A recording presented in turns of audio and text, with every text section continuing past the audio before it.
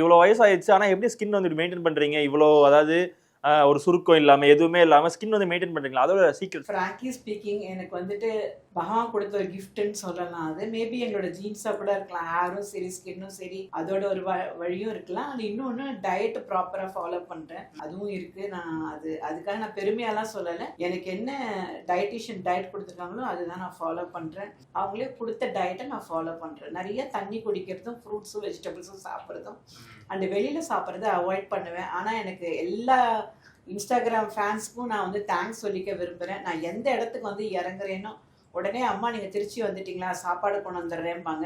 எனக்கு எல்லா இடத்துலையும் இப்போ வரைக்கும் நான் ஹோட்டலுக்கே போகாமல் வீட்டு சாப்பாடு சாப்பிட்டு தான் நான் இன்னி வரைக்கும் நான் ட்ராவல் பண்ணிகிட்ருக்கேன். சென்னை வந்தோடனே அதே மாதிரியே ஒரு 3-4 பேர் இருக்காங்க. சொன்ன உடனே வீட்டுக்கு சாப்பாடு அவங்களே அனுப்பிடுவாங்க, வீட்டு மூலமாக அனுப்பிடுவாங்க. நான் வந்து சொல்லுவேன், அவளை ட்ரபிள் பண்ணாதம்மா, இல்லை உங்கள் 2 பேருக்கு இத்திருந்தான்னு சாப்பிடுங்க, அதை அனுப்பிச்சிட்டு போகிறேன் அப்படிமா. ஸோ அந்த அன்பு தொல்லை, அது அன்பு தொல்லை இல்லை, அன்புக்கு நாங்கள்